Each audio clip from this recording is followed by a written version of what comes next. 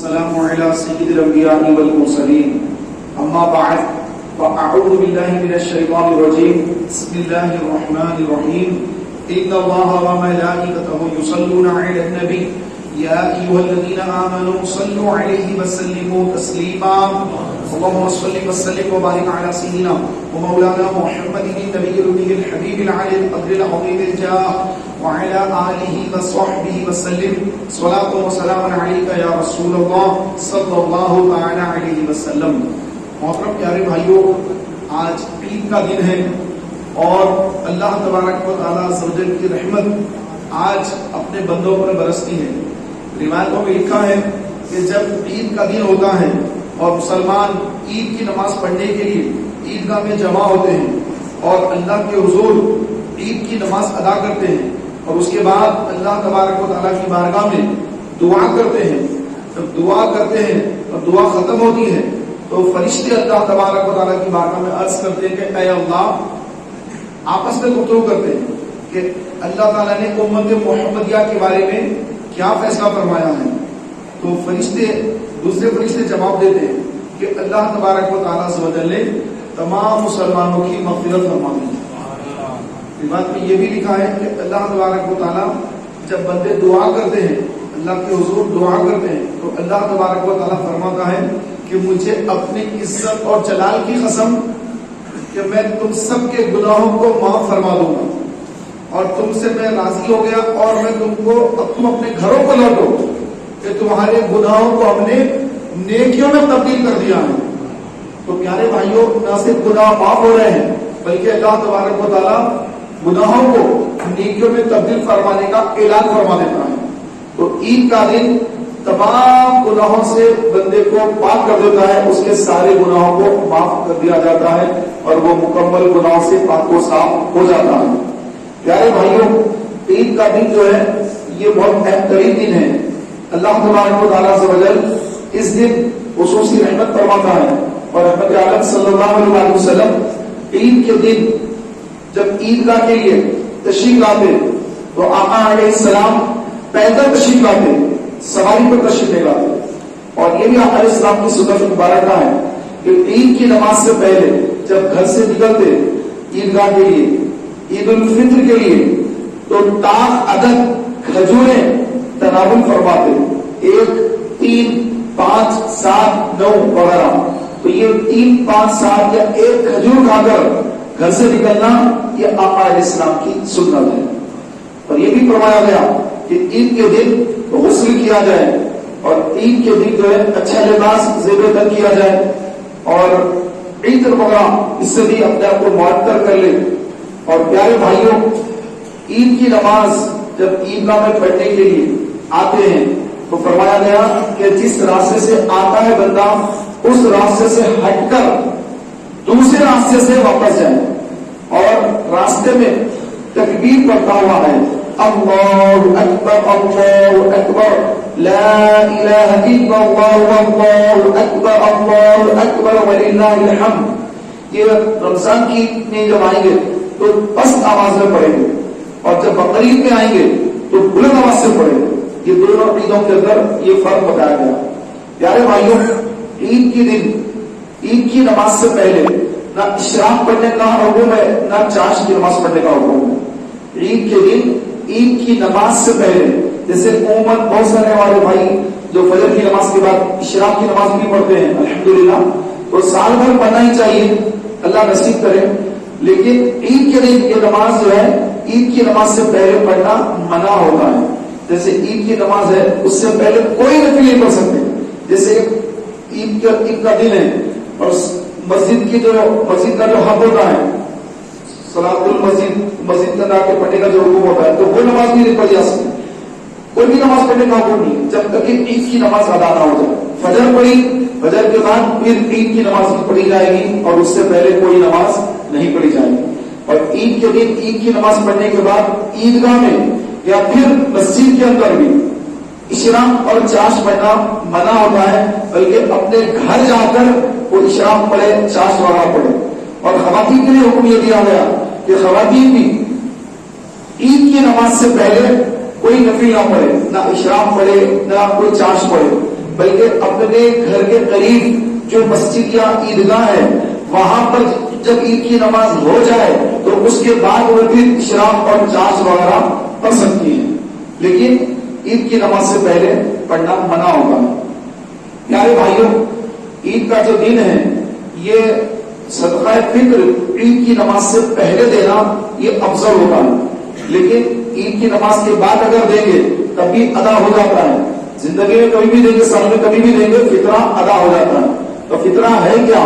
کہ فطرہ سب کا الگ الگ ہوتا ہے، ہر ایک کا فطرہ الگ ہے، جیسے اس کی شخصیت ہے، جیسے اس کی کیفیت ہے، جیسے وہ مالدار ہے تو اس کا فطرہ الگ ہے، بہت زیادہ مالدار ہے تو اس کا فطرہ الگ ہے، اور میڈیم ہے، نہ بہت زیادہ امیر ہے نہ بہت زیادہ غریب ہے، میڈیم ہے تو اس کا فطرہ الگ ہے، اور ایک غریب ہے تو اس کا فطرہ الگ ہے۔ تو سب کے فطرے الگ الگ ہیں۔ ہمارے پاس جو چلتا ہے وہ ایک ہی فطرہ عام ہو گیا ہے۔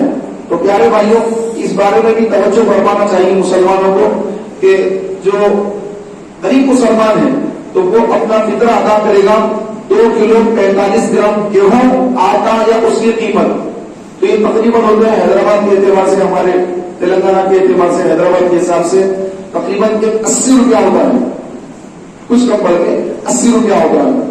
اور اس سے ہٹ کر جو کا حکم ہے کہ یہ جو ہے اس کا حکم یہ ہے کہ یہ بھی جو 2 کلو 45 گرام اور اس کے تقریباً ہوتے ہیں 350 روپے تک اس کے بنتے ہیں۔ اور دوسرا ہے کھجور، یہ 4 کلو دینا پڑتا ہے، اور ایک ہے کشمش، یہ بھی 4 کلو دینا پڑتا ہے۔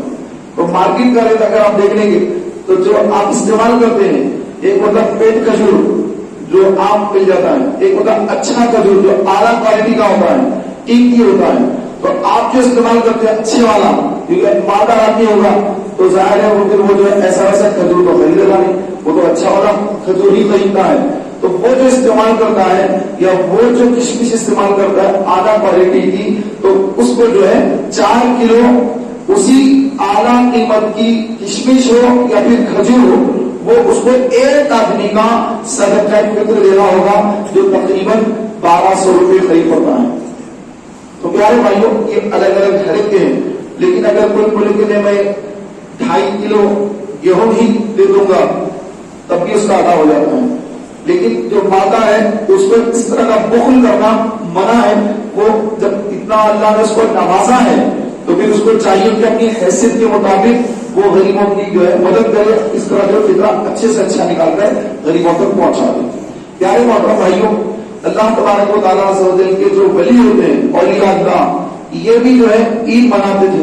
ان کے جب رمضان آتا تو عید کی بھی عیدیں ہوتی تھی، ہم بھی عید مناتے ہیں، سب عید مناتے ہیں، لیکن بزرگان دین جو عید مناتے تھے اس کی بھی ہم جو کیفیت دیکھیں کہ آج ہماری عیدیں کیسی ہو رہی ہے، کہ ہم عید کے دن جو ہے کتنا زیادہ دنیا ہی میں منہمک ہو جاتے ہیں، لیکن ہمارے اسلاف جو ہے وہ ہمیشہ اپنی اصلاح، اپنے نفس کو دبانا اور اللہ کی رضا اور نفس امارہ کو ختم کر دینا ان کا مزاج ہوا کرتا تھا۔ حضرت سیدنا ذوالنون مصری رحمۃ اللہ تعالی علیہ، یہ اللہ کے بہت بڑے ولی گزرے ہیں۔ عید کا دن ہے، چاند رات ہے، صبح عید ہونے والی ہے، تو آپ کے نفس نے آپ کو مشورہ دیا کہ اے ذوالنون، کل عید کا دن ہے، کیوں نہ کچھ اچھا کھا لیا جائے عید کے دن۔ تو آپ نے اپنے نفس سے مخاطب ہو کر کہا کہ اے نفس، میں عید کے دن اچھا کھانا کھا لوں گا، لیکن ایک بات میری تو بھی مان، وہ یہ کہ میں ساری رات 2 رکعت نماز کے اندر ایک قرآن پاک ختم کروں گا، اگر تو میرا ساتھ دے گا تو میں بھی عید کے دن کو اچھا کھانا کھا لوں گا۔ یہ کہہ کر آپ نے 2 رکعت نماز پڑھی، 2 رکعت نفل پڑھے، اور اس نفل میں آپ نے مکمل قرآن پاک ختم کیا۔ سبحان اللہ۔ عید کا دن، چاند رات ہے، صبح عید ہونے والی ہے، اور آپ 2 رکعت نفل میں مکمل قرآن پاک ختم کر دیا۔ صبح ہوئی، عید کی نماز ہوئی، عید کی نماز کے بعد آپ گھر تشریف لائے اور اپنے غلام سے فرمایا کہ آج ہمارے لیے اچھا کھانا بنا کر لاؤ۔ چنانچہ غلام نے اچھا کھانا تیار کیا، خوان میں لے کر وہ آیا، لا کر جو ہے اپنے آقا کے سامنے کھانا رکھا، تو آپ نے اس کو لیا بسم اللہ پڑھی اور منہ میں رکھنے والے تھے. نفس نے پھر کہا کہ اے ذوالنون 40 سال تک تم مجھے مارتے رہے، دباتے رہے، لیکن دیکھا 40 سال کے بعد میں تم پر غالب آ گیا. اس نے کہا، نفس امارہ نے کہا. جب نفس نے یہ کہا تو آپ نے جواب دیا اچھا یہ بات ہے تو لو میں یہ کھانا نہیں کھاؤں گا. پھر آپ نے کھانا پیچھے رکھ دیا اور ذکر اللہ میں مشغول ہو گئے. تھوڑی دیر کے بعد گھر پر دستک ہوئی. ایک پڑوسی آیا، ایک بہترین خوان لے کر آیا جس میں بہت سارا کھانا تھا، بہترین کھانا تھا. وہ لے کر آیا، آ کر دستک دی تو غلام نے دروازہ کھولا تو وہ اندر آیا اور کھانا لا کر پیش کیا اور حضرت سیدنا ذوالنون المصری رحمۃ اللہ علیہ کو سلام عرض کیا اور اس کے بعد کہا کہ یہ آپ کھانا قبول فرمائیے. تو آپ نے کہا میں تو جو ہے جو مجھے کھانا تھا جو میری غذا اور اس کی ہوتی ہے تو میں کھا لیا. آپ نے فرمایا کہ نہیں آپ یہ کھانا کھائیے، یہ آپ کے لیے کھانا ضروری ہے. آپ نے فرمایا کیوں؟ تو بات یہ ہے کہ رات میں چاند رات میں نے کھانے کی تیاری کی کہ کل عید کا دن ہے، میرے بچوں کے لیے میں نے بہترین کھانا تیار کیا اور اس کے بعد میں فجر سے پہلے سو گیا. جب سو گیا تو میری آنکھ تو بند ہوئی، دل کی آنکھیں کھل گئی.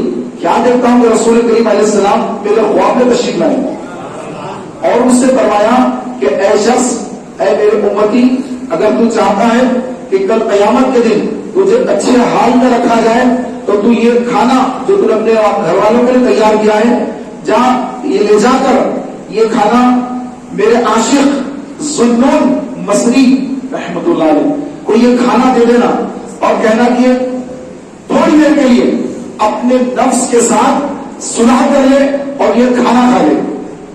تو پیارے بھائیوں، حضرت ذوالنون مصری رحمت اللہ تعالی علیہ جب آپ نے اس اپنے پڑوسی کا خواب سنا کہ آقا علیہ السلام نے خواب میں آ کر میرے پڑوسی کو یہ حکم دیا ہے کہ کھانا لے جا کر ذوالنون کو دے اور یہ بھی پیغام پہنچانے کا حکم دیا کہ کچھ دیر کے لیے اپنے نفس کے ساتھ صلح کر لے اور کچھ کھانا کھا لے، تو آپ رونے لگے، آپ کی آنکھوں میں آنسو آ گئے اور کہا کہ یا رسول اللہ میں حاضر ہوں، یا رسول اللہ میں حاضر ہوں. یہ کہہ کر آپ نے اس میں سے چند لقمے تناول فرما لیے. سبحان اللہ.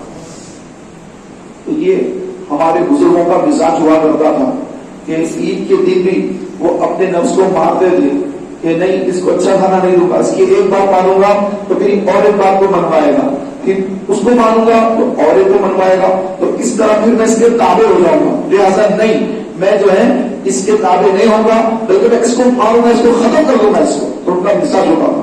پیارے بھائی، عوام الناس ہم ہیں، ہم یہ کر نہیں سکتے، یہ ہمارے بس کی بات نہیں ہے. یہ اللہ والے ہیں جو یہ انہی کا حصہ ہوتا ہے.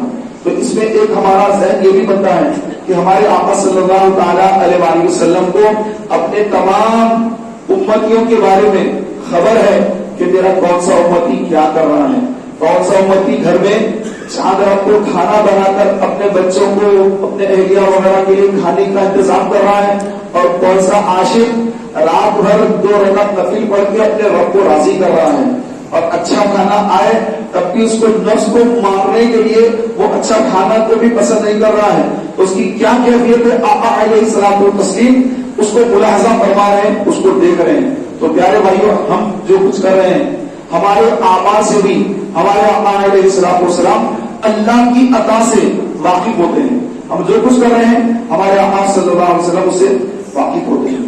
پیارے بھائیوں، حضرت سیدنا عبداللہ ابن عمر رضی اللہ عنہ، آپ جلیل القدر صحابہ میں کا شمار ہوتا ہے، فاروق اعظم کے شہزادے ہیں. آپ مسجد میں اعتکاف میں تھے، 10 دن کا اعتکاف چل رہا تھا. کسی نے آ کر کہا حضور یہ فلاں ایک شخص ہے، میں اس کے پیسے باقی ہوں، وہ مجھے پیسے مانگ رہا ہے، میرے پاس پیسہ نہیں ہے، آپ چل کر تھوڑا اس کو سفارش کر دیں کہ وہ مجھے کچھ مہلت دے دے. تو پیارے بھائیوں، آپ مسجد سے باہر نکل گئے، مسجد سے باہر نکل گئے. لوگوں نے کہا حضور آپ مسجد سے باہر نکل گئے، آپ کا تو اعتکاف تھا، اعتکاف میں تو باہر نہیں کر سکتے، آپ اعتکاف میں آپ کا اعتکاف ٹوٹ گیا. تو آپ نے فرمایا قسم اس ذات کی، قسم اس ذات کی جس کے قبضے قدرت میں میری جان ہے، میں نے اپنے کانوں سے سنا رسول خدا صلی اللہ علیہ وسلم نے فرمایا کہ اگر کسی مسلمان کی حاجت روائی، مسلمان کی حاجت پوری کرنا تو اتنا زیادہ ثواب ہے کہ 10,000 اعتکاف ایک طرف اور ایک مسلمان کی مدد کرنا ایک طرف.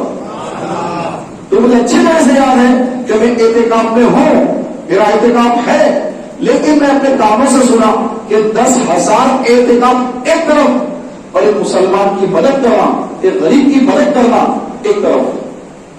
تو اسی لیے میں اس غریب کی سفارش کرنے کے لیے، شاید وہ جس کا وہ قرض ہے، وہ قرض اس کو کچھ مہلت دے دے، تو اس کی سفارش کے لیے میں چلا گیا. تو میرے پیارے بھائیوں، کسی مسلمان کی سفارش کر دینا، اس کی کچھ مدد کر دینا، اس کے ساتھ اچھائی کا سلوک کرنا، بھلائی سے پیش آنا، یہ اتنا بڑا ثواب ہے کہ عبادت گزار جو 10 دن اعتکاف میں رہ رہے ہیں، ایسے 10,000 اعتکاف کر رہے ہیں، لیکن اس سے بھاری نیکی یہ ہوتی ہے کہ اپنے مسلمان بھائی کی مدد کر دے، چاہے سفارش کے ذریعے صحیح یا اس کے پیسوں کی مدد کے ذریعے ہی صحیح، یا جس چیز کی اس کو حاجت ہو اس حاجت ہی کے تحت اس کی مدد کر دے، اس کے دل کو خوش کر دے. آپ نے سامنے فرمایا کہ ایک مسلمان کے دل میں خوشی داخل کرنا 60 سال کی 60 سال کی نفلی عبادت سے بہتر ہے. ایک مسلمان کے دل میں خوشی داخل کرنا. اب خوشی داخل کرنے پر یہ ہے تو اس کو دکھ پہنچانا، تکلیف پہنچانا، اس کو غمزدہ کرنا اس کے برعکس ہو جاتا. 60 سال کی نفلی عبادت سے افضل ایک مسلمان کے دل میں خوشی داخل کرنا ہے تو پھر ایک مسلمان کے دل میں غم داخل کرنا، اس کو تکلیف پہنچانا، غم زدہ کر دینا، تو اس کو کتنا جو ہے نقصان پہنچتا ہے، تو پھر یہ کرنے والے کو کتنا گناہ ہوتا ہے. پیارے بھائیوں، عید کے دن ہم اپنے مسلمان بھائیوں سے محبت سے پیش آئیں اور ان سے جو ان کی مدد ہو سکتی ان کی مدد کریں. خاص کر جو غریب ہیں، جو سادات ہوتے ہیں، تو ان کو جو زکات اور فطرہ یہ لینا بھی ان کو جائز نہیں ہوتا ہے. تو جو غریب سادات کرام ہیں تو ان کو اپنی پاک رقم سے ان کی خدمت کریں اور ان کو جو ہے خوش کریں. اور اسی طرح جو علماء ہوتے ہیں اور ان کی جو ہے حالتیں بڑی خراب ہوتی ہے لیکن وہ کچھ کسی سے کہہ بھی نہیں سکتے ہیں، تو ان کو جو ہے ان کے مرتبہ اور ان کے لحاظ سے ان کی بھی خدمت کی جائے. اور جو عام غریب مسلمان ہیں ان کی بھی مدد کی جائے. ایک جو دینے والا ہوتا ہے، حدیث پاک میں کہ اے ابن آدم تو خرچ کر میں تجھ کو دیتا رہوں گا. تو جو خرچ کرتا ہے مولا تعالیٰ اس کو عطا فرماتا ہے، جو روک رکھتا ہے تو پھر مولا تعالیٰ اس سے بھی روک رکھتا ہے. ایک روایت میں لکھا ہے کہ جو بندہ گن گن کر دے گا تو اللہ تعالیٰ بھی اس کو گن گن کر دے گا، اور جو بغیر گنے لوگوں کو دے گا پھر اللہ تعالیٰ اس کو بھی بے حساب عطا فرمائے. تو پیارے بھائیوں، ہم آئے تھے دنیا میں تو اس وقت ہمارے جسم پر کپڑا بھی نہیں تھا، برہانہ آئے تھے. جائیں گے تو جبھی بھی جو ہے ہم بالکل ہمارے ہاتھ میں جو ہے نہ کوئی نوٹ ہوں گے، نہ کوئی پیسے ہوں گے، نہ کوئی موبائل وغیرہ قیمتی موبائل جو یوز کرتے ہیں وہ کچھ بھی نہیں ہوگا. تو خالی ہم ہاتھ آئے اور خالی ہاتھ ہم نے جانا ہے. تو ہم اپنی جو محنت کی حلال کمائی ہے اس حلال کمائی سے ہم اللہ کی راہ میں خرچ کر دیں اور غریبوں، مسکینوں، یتیموں کی مدد کریں. اور آقا علیہ السلام نے فرمایا کہ تم اپنی بیوی کے منہ میں جو لقمہ ڈالتے ہو تو اللہ تعالیٰ اس پر بھی تمہیں ثواب عطا فرماتا ہے. اپنے بچوں کو جو تم پالتے ہو، پرورش کرتے ہو، ان کو جو کھلاتے ہو، تمہیں اس پر بھی صدقہ کرنے کا ثواب عطا فرماتا ہے. تو پیارے بھائیوں، نیت اللہ کی رضا ہو کہ اللہ کی رضا کے لیے کر رہا ہوں تو اس کے ہر کام میں اللہ تبارک و تعالیٰ اس کو صدقہ کا ثواب عطا فرما دیتا ہے. اللہ تعالیٰ کی بارگاہ میں دعا ہے کہ مولا تبارک و تعالیٰ ہمیں صحیح معنوں میں اسلام کو سیکھنے، سمجھنے، اس پر عمل کر کے دوسروں تک اسلام کا پیغام پہنچانے کی سعادت عطا فرمائے. پیارے بھائیوں، عید کا ایک انمول تحفہ بھی ہے، بہترین تحفہ بھی ہے کہ عید کے دن مسلمان کو چاہیے کہ وہ عید کے دن جو 300 مرتبہ ایک تسبیح ہے وہ تسبیح پڑھ لے. سبحان اللہ و بحمدہ پڑھ کر 300 مرتبہ پڑھ کر اپنے فوت شدہ جن کا انتقال ہو گیا ان مسلمانوں کی روحوں کو، ارواح کو ایصال ثواب کر دے. تو حدیث پاک میں امام غزالی رحمۃ اللہ علیہ مکاشفۃ القلوب میں یہ حدیث پاک نقل فرمائی. آپ فرماتے ہیں اللہ کے رسول نے فرمایا کہ 300 مرتبہ جو سبحان اللہ و بحمدہ پڑھ کر ایصال ثواب کر دیتا ہے مرحومین کو، تو اللہ تبارک و تعالیٰ عز و جل ہر ایک مسلمان کی قبر میں 1000 انوار داخل فرماتا ہے، اور جب یہ پڑھنے والا خود مرے گا تو اللہ تبارک و تعالیٰ اس کی قبر میں بھی 1000 انوار داخل فرمائے گا۔ تو یہ بہت پیارا وظیفہ ہے۔ تو یہ وظیفہ جو ہے 300 مرتبہ پڑھنا ہے عید کے دن۔ آج عید کا دن ہے، بقرعید آتی ہے، تو بقرعید میں بھی یہ وظیفہ پڑھا جا سکتا ہے، تو دونوں عیدوں میں یہ عمل کیا جا سکتا ہے۔ تو اس کا بھی آپ اہتمام فرمائیں کہ اپنے گھر والوں کو بھی اس کے بارے میں آگاہ کریں کہ گھر والے بھی پڑھیں، وہ بھی اِیصال ثواب کریں۔ جب ہم قبرستان جاتے ہیں تو عموماً عید کے دن قبرستان جاتے ہیں، اکثر بلکہ سبھی جاتے ہیں الحمدللہ۔ تو عید کے دن جب قبرستان جاتے ہیں تو فرمایا گیا کہ جب قبرستان جاؤ تو اپنے چپل اور جوتے وغیرہ اتار لیا کرو، نہ تم انہیں ایذا دو نہ وہ تمہیں ایذا دو۔ تو چپل جوتے اتار کر قبرستان جانا چاہیے۔ اور فرمایا گیا کہ جو قبرستان جا کر 11 مرتبہ سورہ اخلاص قل هو اللہ احد پڑھے اور مرحومی کو ایصال ثواب کر دے، تو اس قبرستان میں جتنے مسلمان ہیں اتنے مسلمانوں کی تعداد کے برابر اس پڑھنے والے کو اللہ تبارک و تعالیٰ نیکی عطا فرماتا ہے۔